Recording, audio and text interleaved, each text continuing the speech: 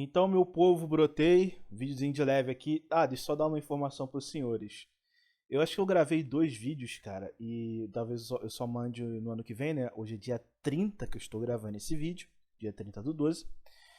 E eu postei esses vídeos no YouTube, eles já tomaram ali uma verificação firme. Então, é até o que eu falo. Às vezes eu gravo um vídeo, cara, e eu tinha um. Até abrir uma coisa pra vocês. Eu perdi, tá? Eu não tenho mais, então tenho como upar. Eu tinha um cemitério de vídeos. De tipo assim, de um ano de produção, quando eu tava naquela produção de todo dia, né? Quando eu tava inspirado, eu tinha um cemitério de vídeos que eu não postava no YouTube, que ficava só guardado ali pra ser refeito. Obviamente eu nunca refazia, né? Ou porque eu achei que eu não tava muito bom. E aí, cara, muito desses vídeos, sei lá, acho que 60%, 70% era porque não foram aprovados pelo YouTube.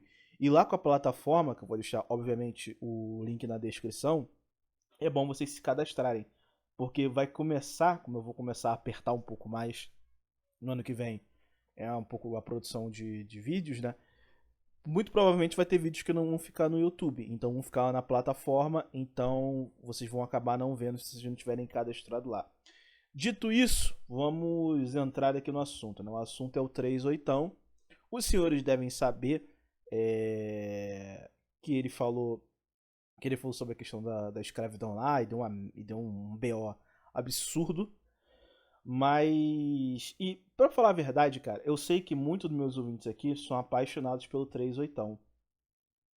E quando eu conheci o 38 foi pelo Bitcoinheiro e eu não tive uma boa visão dele. Porque eu lembro até hoje, eu lembro que um amigo me passou um vídeo sobre o 38 nos Bitcoinheiros lá. E eu abri o vídeo, eu vi aquele cara gritando, berrando, falando alto, aquele sotaque forte. Eu falei, não dá não, irmão, não dá não. E não levei muito a sério, pra falar a verdade. Porque eu já tava meio que acostumado aos caras do Bitcoin que são mais tranquilos, que eles vão te secando a parada. E o 3 então tem aquela coisa de ficar batendo em um monte de coisas ao mesmo tempo. Então ele vai jogando um assunto em cima do outro e ele não consegue manter uma linha, né? Uma linha lógica. Ele pega um assunto, ele dá um exemplo bem extremo, pula para outro assunto, dá outro exemplo e vai pulando e pulando. Então ele cria uma rede de assuntos, de temas, aonde ele vai dando o tema, dando a opinião, dando o veredito, pula para outro e vai fazendo isso de forma muito rápida. Não que não consiga entender o conteúdo, mas ele não te abre o diálogo para tu questionar aquilo. Tanto é quando ele vai em algum podcast, alguma coisa, que tem alguém que tem conhecimento do assunto, ele não consegue sair dessa parada, porque o cara já dá quando ele dá a opinião, quando ele dá o ultimato, o cara já rebate, e aí ele não consegue ficar muito tempo naquele assunto, porque ele quer pular para outro, que é meio que uma característica meio que argumentativa dele, né? Não sei se é uma coisa planejada ou se é uma coisa da própria personalidade do cara, né? E aí, ele falando sobre isso, né? De todo aquele caso, eu não vou entrar se ele tá certo ou errado, porque. Na verdade, dá até pra dar uma pontuada sobre isso, né? Porque ele até falou que não deveria ter, ter feito da forma que fez por conta de questão de propriedade, né, cara? Aí é aquela coisa. É, é uma pergunta que eu até faço. Se tivesse como, sei lá, vamos supor, até o mesmo que ele fala, né? Porque eu achei bem incoerente quando ele falou, não, porque espera, porque se você fizer a coisa rápida da forma que for, como foi questão de propriedade, você tá destruindo a propriedade, você vai ter uma cisão do povo, né? No caso das pessoas que estão no poder. Só que é aquela mesma coisa que ele defende que o Bolsonaro deveria ter dado paulada com todo mundo, desnazificado o governo, não sei o que. Se o Bolsonaro também fizesse isso, ele também tomaria paulada, ele tentou fazer isso e tomou paulada. Então, tipo assim, ele critica o Bolsonaro por não ter feito uma coisa mais pesada de você bater ali no sistema e até mesmo de uma certa forma destruir o sistema, sendo que quando você tem um sistema, por exemplo, de escravidão, ele falou que não, já estava ali, daqui a 30, 40 anos ia ser resolvido.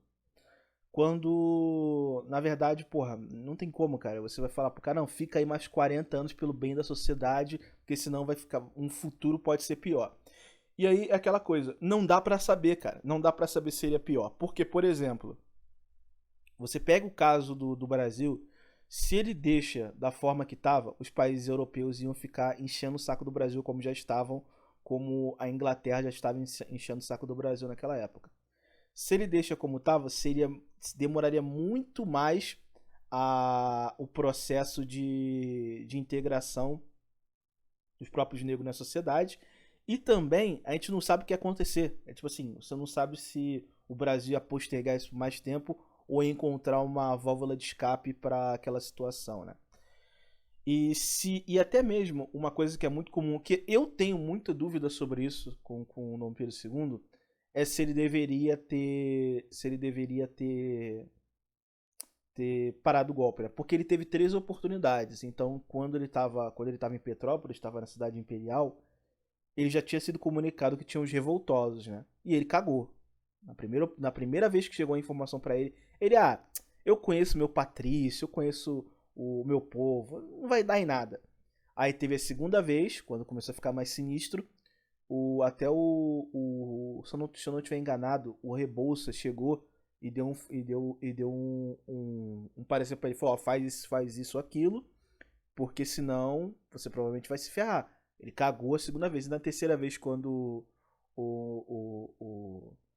no caso, o Tamandaré chegou e falou com ele também não ligou muito pra isso e preferiu desistir, né? E aquela coisa, cara, se ele começa começa a dar paulada em todo mundo ali, provavelmente o Brasil seria dividido. Se ele tenta interceder com aquilo, provavelmente seria dividido daquela mesma forma. E mesmo se ele não tivesse feito nada e nem revogado, por exemplo, ou postergado uma lei áurea, cara, muito provavelmente ele perderia o poder lá na frente também, porque ele não tinha um filho para poder dar o seu legado. A sua filha, basicamente, era uma liberal. Os caras que estavam ali no poder, o Patrício, também não iam aceitar ela, ele também não tinha confiança nela, porque ele sabia as cobras que tinham ali, né? Então, tipo assim, não existia nenhuma garantia que ia ter alguma mudança se ele mexesse ou não na lei áurea, né? E outra coisa é que ele até falou, não, porque eu sou a única pessoa que falou que a lei áurea foi uma merda. Não, cara. Você tem o Rebouças falando sobre isso, que era o negro, né? Você tem o Nabucco, você tem o Gama, você tem os caras da época ali que eram os negros que estavam ali também buscando o processo do fim da escravidão, que esses caras, eles acharam uma merda. Eles acharam um lixo, porque você deu a liberdade e você, tipo assim, não teve questão de divisão de terras, um monte de coisas como legalidade para os negros se eles estivessem trabalhando.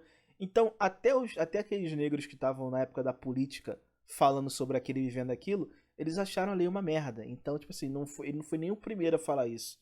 A história denota muito que já outras pessoas já estavam falando que aquilo ali foi muito, mas muito, mas muito mal feito. Mas a questão do vídeo não é essa, só queria deixar só essa ressalva aqui para poder entrar em outro aspecto aqui no vídeo, que é a questão do seguinte. Ele tem essa mania de falar tudo que ele acha das convicções dele de uma forma muito, muito, muito feroz, né? Isso me lembra muito, eu não sei se é uma técnica, porque me lembra muito como o Bolsonaro surgiu, falando um monte de coisa e sendo um cara incisivo, né? E chamando muita atenção. De fato, isso funciona. Porque se eu chegar pra uma pessoa e falar, olha só, aquele moleque que te roubou, tudo isso é uma estrutura do Estado, questão econômica, questão social, de como existem famílias disfuncionais, de como o Estado ele prejudica e preda o povo, e aí você acaba gerando todo um ecossistema para poder criar criminosos. O cara ia olhar dentro dos meus olhos e ia mandar eu tomar dentro do meu cu. O cara ia fazer isso pra mim. O cara nem ia querer saber. O cara teve o celular roubado, ele não quer saber da história do Brasil. Ele não quer saber por que o Brasil é um país de criminosos, seja na base ou até no topo da pirâmide. O cara não quer saber. o cara perdeu o celular, tá puto, e ele quer escutar um discurso que é muito mais fácil chegar. Então, tá vendo aquele cara que te roubou? O certo era entrar um político e meter bala em todo mundo. E acabar com isso. Ele quer escutar isso. Você tem o governador do Rio de Janeiro, por exemplo, que ele quando estava em período antes da eleição, nessa última eleição agora de governador no Rio de Janeiro, ele começou a fazer operação atrás de operação, paular e paular e paular a facção, porque isso chama a atenção do povo. O povo quer aquela segurança, o povo não quer entender a estrutura. Então, o discurso dele é muito mais sedutor. Só que tem uma coisa.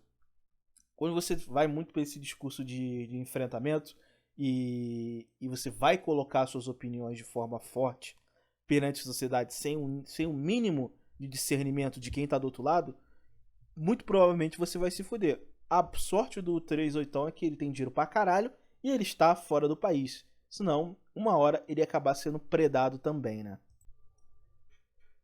Só que uma coisa é você gostar, e eu levo até da brincadeira, fico até pegando, conversando com alguns amigos, a gente pega um corte dele e fica zoando, é isso mesmo, tem que falar isso mesmo, de uma forma até jocosa, na brincadeira e na sacanagem.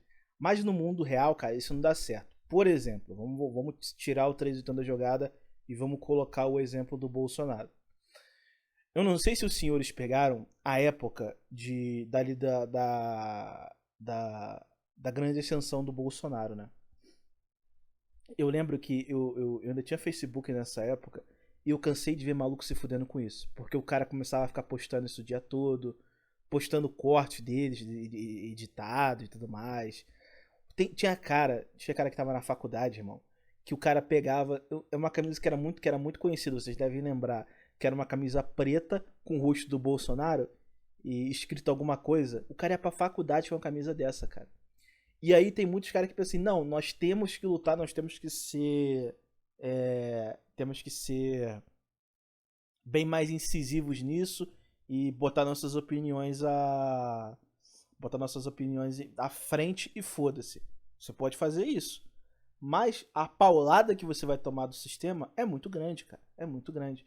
Então, cansei de ver caras que eu conheci, que eu nunca conhecia pessoalmente, mas que eu tinha contato com as redes sociais, fazer isso e serem literalmente arregaçados dentro da faculdade, de diversas formas possíveis, por conta disso.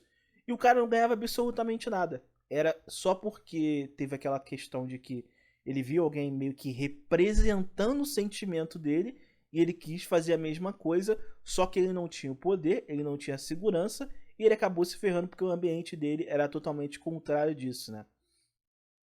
E você pega, por exemplo, como tem muitos caras até no canal que gostam dessa coisa mais de conspiração, você vê os caras que, por exemplo, sei lá, são satanistas, são de seita, ou são de grupos, sei lá, grupos maçônicos, ou grupos não sei o que, esses grupos que o pessoal gosta de falar, tu vê esses caras na rede social falando, botando à prova isso e tentando falar, não, hoje vamos criar uma sociedade maçônica aqui e vocês, cristãos, vão ficar abaixo da gente. Não, os caras fazem por trás dos panos, né? Porque é muito melhor, é muito mais fácil e é muito mais prático. Então essa coisa de você se levantar e levantar uma bandeira, você tem que estar preparado para a guerra e para as consequências dessa guerra que você vai fazer, né? Mas vamos voltar para uma perspectiva mais de sociedade, onde tem muitos caras que querem botar as opiniões dele das coisas que eles acabam vivendo, percebendo e querendo pautar uma sociedade doente numa visão mais, digamos assim, mais saudável, né? Em 2013, eu tinha um grupo de amigos que a gente conversava muito, interagia, a gente ia para alguns eventos, geralmente a gente cada 15 dias todo mundo se encontrava, ia pro shopping, conversava muito no Skype. Só que existia um grupo de mulheres nesse grupo que às vezes eu falo muito das faveladas do Rio de Janeiro, mas eu tenho que contar que existem um tipo de mulheres piores, né? Que são as mulheres de classe média de Niterói. Mulheres de classe média de Niterói, esquerdistas, pessoalistas, são a escória da sociedade. Eu rejeito esses seres humanos estarem vivos em sociedade. E tinha um grupo de mulheres que estavam nesse grupo de amigos, né? que eram dessa área. E, cara, é sempre o mesmo jeito.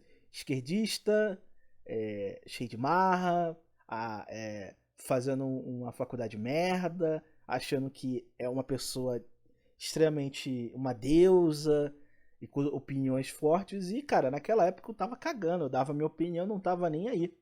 Então teve um evento bem interessante, eu acho que foi em 2013, cara, posso estar errado, porque faz tempo isso. Pô, faz, sei lá, mais de 10 anos, né? Aí a gente tava conversando sobre o Rock in Rio 2013. Eu acho que era 2013. 2013. Se eu tiver errado, desculpa. Ia ter o Rock in Rio 2013 e tava todo mundo querendo ir porque as bandas que iam lá, pô, todo mundo gostava. E aí, cara, eu já trabalhava, os caras já trabalhavam e as mulheres não estavam com dinheiro na época pra ir. Aí, uma dessas mulheres, a pior que tinha, e essa mulher, cara, ela literalmente odiava minha existência. E ela era a líder das mulheres, né? E ela, não, vamos fazer o seguinte: quem trabalha, vamos juntar aqui o dinheiro, vamos fazer uma vaquinha pra outras mulheres que não estão conseguindo, porque não trabalham, estão na faculdade, estão estudando, elas acabam não tendo tempo pra trabalhar. E aí seria bom pra todo mundo ir junto. Quem trabalha, obviamente os homens, vão fazer a vaquinha ali inteira pra comprar das mulheres. Eu lembro até hoje, deu no Skype, cara, com todo mundo. Eu falei na hora, não. Ela, por que não? Eu falei, ó, se você estuda, você não pode trabalhar, ou sua família não pode te dar dinheiro pra você ir, você simplesmente não vai, entendeu? Pô, é uma pena, era bom todo mundo ir, mas, pô, assim, os caras não podem, todo mundo não pode perder o evento porque fulano não vai, porque fulano estuda, fulano não tem tempo, não trabalha, mamãe não quer dar dinheiro, e ela não vai e ninguém vai, porque a ideia dela é o seguinte, ou todo mundo vai, ou ninguém vai. Aí ficamos ali, cara, 1h30, eu, ela discutindo, e todo mundo discutindo. E aí que eu falo, cara, o homem ele é traíra, né? O beta ele é traíra. Os caras no off, não, cara, concordo com você, pô, eu trabalho, mas por pagar a minha e pagar de outras pessoas é complicado, pô, a gente tem nossa vida e tudo mais. Aí, porra, beleza, eu botei as minhas opiniões lá e dei minhas opiniões fortes e continuava dando opiniões fortes com vários outros tipos de assuntos, né? Então, porra, a mulher falava, não, era por. Eu lembro que teve uma discussão que, era por Freixo ter ganho a eleição de 2012, que não sei o quê. Eu falei, porra, eu não votei no Freixo, não, irmão. Não, mas como você não pode votar? Como você, um homem, um ser inferior a mim, não votou no Freixo? Você não tinha essa opção de não votar no Freixo. Tinha que ter votado no Freixo. É uma fulana, tu não é nem da cidade do Rio de Janeiro. Por que tu tá falando de Freixo? Não, mas se ele ganha lá, isso uma hora chega em Niterói, que não sei o que. Então começava aquelas discussões idiotas, né, cara? E eu sempre colocava de forma incisiva as minhas opiniões. E aí me lembra muito, porra, tô citando o cara do BBB, né, cara? Olha o nível que eu cheguei. Isso me lembra muito uma fala do Dourado, né? No BBB, que uma vez ele tava conversando com o pessoal, aí ele falou, ó, eu tenho minhas opiniões, eu penso certo tipo de coisa, eu não vou mudar, mas eu vou falar o que eu posso falar, mas eu nunca falo tudo que tá na minha cabeça. Eu nunca vou falar tudo que eu acho, tudo que eu sinto, porque uma coisa é você ser verdadeiro, outra coisa é você ser burro. Ele falou isso até porque estavam perguntando, se eu não me engano, não sei se eram opiniões sobre homossexuais, alguma coisa do tipo que estavam perguntando ao Dourado. Ele falou, cara, eu não vou dar minha opinião sobre coisas que, tipo assim, numa rede nacional que podem me prejudicar. E são coisas minhas, que eu não vou ganhar absolutamente nada dando essas opiniões, né? E ele tá certo nisso. Só que eu, como tinha essa visão um pouco um pouco mais energética, eu dava opinião e foda-se. Só que isso, cara, isso acaba te prejudicando. Então o que que aconteceu? O que aconteceu nesse dia do Rock in Rio? O pessoal falou, ninguém vai, ninguém vai. E aí eu falei, pô, cara, se meus amigos não vão, cara, eu também não vou. Aí o que que eles fizeram? O que que eles fizeram? Como tinha eu e mais um outro amigo que também não tava concordando com isso, que era. Faz tempo que eu não vejo esse cara e não falo com ele, né? Que é o Jota, né? Perdi contato com ele há muitos anos. Aí eu conversando com o Jota no dia do evento, né? Aí eu falei, o Jota, porra, cara, se ninguém vai, só vai nós dois, também fica ruim, né? Aí eu falei, cara, vambora, vamos, a gente vai só nós dois e foda-se, pô, é um evento bom. Aí ele falou, cara, eu vou acabar também não indo também não. Aí a gente um dia conversando, a gente conversando no dia do evento, vendo o evento, e a gente começa a ver publicações nas redes sociais do povo, desse grupo. Todo mundo foi, ou seja, os moleques que estavam ali que falam, não, eu concordo com você, Epifania, eu concordo com você, Jota. A gente não vai ser a favor disso não. Os caras em off pagaram, financiaram essas mulheres.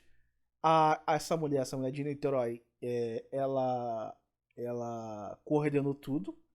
Todos eles foram e eu e o Jota só foi descobrir quando a gente viu as fotos e tudo sendo postado nas redes sociais e meio que foda-se. Aí eu indaguei os caras, eu falei, pô, cara, vocês foram pro evento, não falaram nada com a gente. Ah, não, porque foi ideia da fulana de Niterói. Ela falou pra gente não falar, que não sei o que, e a gente achou bom não falar, já que vocês não concordavam com a nossa opinião, então tinha que fechar todo mundo junto. Se vocês não quiseram fechar, então. Eu falei, pô, mas aí vocês falaram que vocês não iriam, vocês foram na Intoca e pagaram pagaram pra essas mulheres entrarem. E tipo assim, enquanto vocês falaram pra gente que ninguém ia, então era melhor ninguém ir, porque ou era todo mundo ou era ninguém. Porra, foi uma sacanagem, né?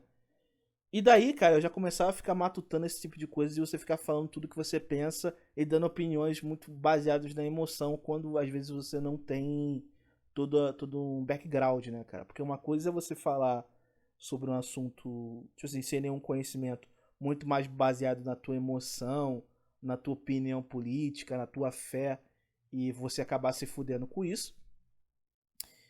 Ou você simplesmente chegar numa conclusão que às vezes é bom você guardar algum tipo de coisa. Você nunca pode contar tudo para as pessoas, sabe? Você não pode ser uma pessoa 100% aberta, até porque, você fica vulnerável, a pessoa sabe como você se sente, como você pensa, o que você vai fazer. E convenhamos, você não pode concordar e confiar em ninguém 100%, é loucura. E também tem todo aquele caso de que é desgastante, cara. Você viver sempre em um ambiente de conflito por conta que as pessoas elas não são verdadeiras e acabam sendo tribais, porque, por exemplo, tinha uma porrada de gerador de conteúdo que já não gostava do 38, seja por questão de inveja ou pelas opiniões fortes dele, né? Aquela coisa, não é que eu não concordo com ele em uma coisa, eu concordo com ele no Bitcoin, muitas coisas do Bitcoin, que eu vou desconsiderar tudo que ele fala nas outras áreas. Eu acho muitas coisas que ele fala, porra, é muito um viés religioso, isso me incomoda, mas é a opinião dele, é a opinião dele, é a visão de mundo dele, e que eu não concordo, tá tudo bem, tá ligado? Eu vou continuar vendo os vídeos, vou achar graça, vou continuar vendo os vídeos sobre Bitcoin se tiver alguma informação, apesar que ele não bota a informação toda, ele vai até onde ele pode, por questões acho que até de segurança, e vida que segue. Só que quando você vai pra realidade, cara, isso não funciona. Você pode achar que você tem que ter um jogo com as pessoas onde você vai se expor abertamente e as pessoas vão entender o seu lado. Elas não vão, cara. Elas são tribalistas. Se elas veem alguma coisa que vai contra a tribo delas, seja uma coisa ideológica, uma coisa política, uma coisa religiosa, ela vai querer te fuder porque você tá indo contra a existência dela. Entendeu? A existência dela. É que nem com questão de clube de futebol. O cara, ele cresceu com causa do pai e da mãe dele tendo um clube que ele ama. E esse cara no dia a dia é um cara normal, conversa, trabalha, mas ele vai sa Maracanã, pô, aí tem o jogo do Flamengo e Vasco. O cara simplesmente tá com a camisa do Flamengo, tem um outro cara do lado dele que ele nunca viu na frente dele, o cara vira pra ele e fala: "Vamos porrar os caras do Vasco". Ele vai lá e vai tentar porrar os caras do Vasco, ou vice-versa. Porque ele tá daquela coisa mais histérica, né? Do tribalismo. Então você nunca vai conseguir ter um diálogo, uma visão abertamente com as pessoas. Se você ir contra a tribo delas, elas vão te bater, elas vão querer te porrar e você vai se desgastar ou pode até mesmo perecer no processo, né? Então quando aparece até mesmo um cara que fala esse tipo de coisa, as pessoas acabam meio que endeusando esse cara porque, de uma certa forma, ele representa um tribalismo que você quer. Exemplo, uma vez eu estava até conversando isso com Acho que não sei se foi com Coruja, cara.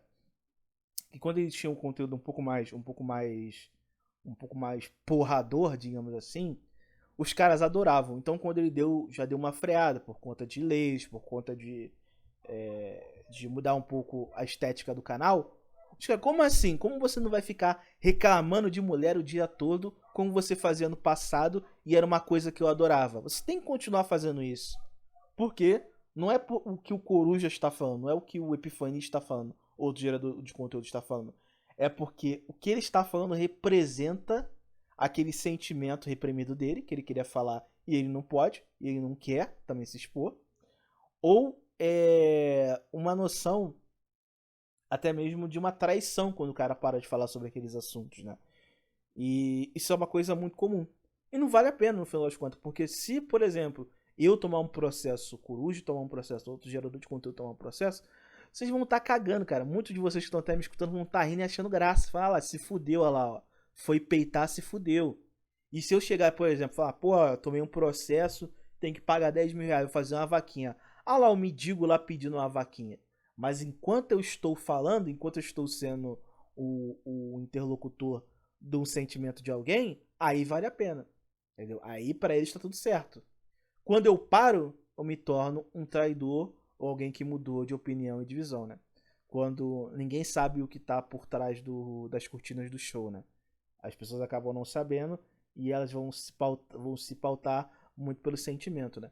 Então, se você tem uma sociedade que não funciona num aspecto mais racional, de conversa, de interação, você vai para uma sociedade onde geralmente as pessoas são baseadas no tribalismo e no seu próprio sentimento, cara, se você ficar dando a sua opinião, como acontece com muitos e muitos ouvintes que eu tinha no canal, parou um pouco, ainda tem alguns, mas parou. O cara chega, não, porque eu chego no ambiente de trabalho, eu falo que eu sou militar, Red Pill, e boto pra fuder em cima da MSOL e coisa do tipo. Cara, provavelmente você tá botando uma mira na sua testa. É isso que tá acontecendo. É isso que vai acontecer. Você tem um propósito de vida, você tem um propósito de como não. Isso aqui é meu propósito de vida, vou fazer isso e vou arcar com todas as outras consequências que acontecer. Pô, tá no ambiente de trabalho, cheio de mulher. Porra, mulheres feministas, mulheres modernas. Você vai começar a falar que, pô, toda mulher é promíscua, todas aquelas mulheres naquele ambiente, se elas não são virgens, elas são a mesma coisa que uma GP.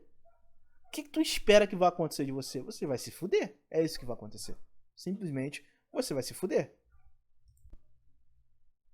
E falar demais tudo que você pensa só te torna mais vulnerável. Exemplo.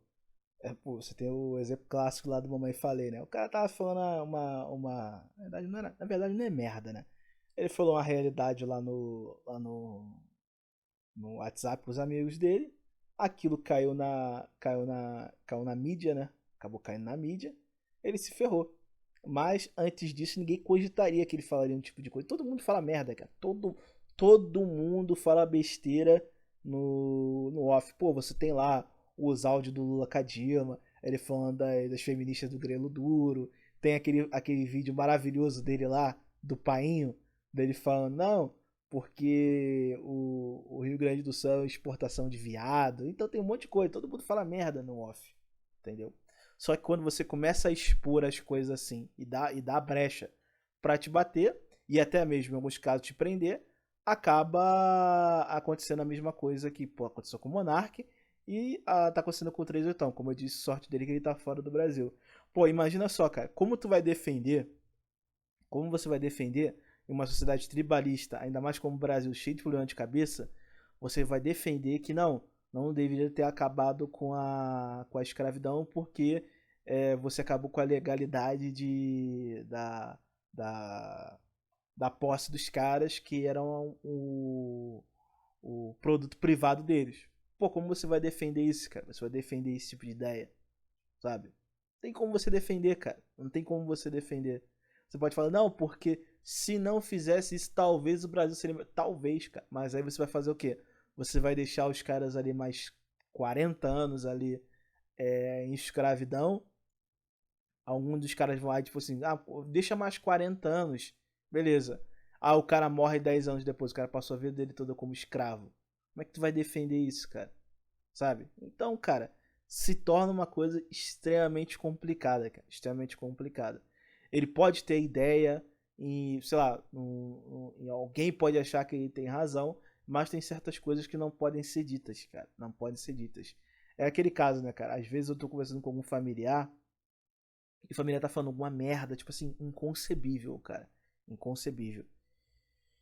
E eu não posso chegar e virar, sei lá, pro meu pai, pra minha mãe e falar: vocês estão falando merda. Vocês não entendem absolutamente nada do que vocês estão falando. As suas opiniões são inválidas pra mim, porque vocês não têm conhecimento nenhum nessa área. Não, eu vou falar: tá, vou pensar sobre isso aí e vou ver o que eu faço. Basicamente isso. É aquela coisa, é aquela noção de você ser uma pessoa política, né, cara? O político não chega quando ele tá conversando com algum outro estadista, algum outro político, ele chega e fala: não, cara, então, esse teu país é uma merda, eu odeio a etnia desse seu país, a cultura desse seu país, o que ele destruiu o seu país. Mas vamos negociar aqui a tanta importação e exportação de produtos do meu país pro seu. Não, cara. Os caras vão sentar na mesa, eles têm as opiniões deles, eles têm os preconceitos deles, eles têm tudo na cabeça deles lá, mas eles não falam, eles só falam o que é o necessário. Então, quando você fala o que não é necessário, ainda por cima sem nenhum embasamento, cara, ao ponto de que pode vir cara, a ponto de vir um esquerdista fazer um vídeo e te refutar, é foda. Mas é o preço por essa sociedade que é muito mais emocional, né, cara? Então é muito foda você meter uma coisa que vai chamar a atenção das pessoas, vai parecer ser disruptiva, mas no final das contas é só idiota.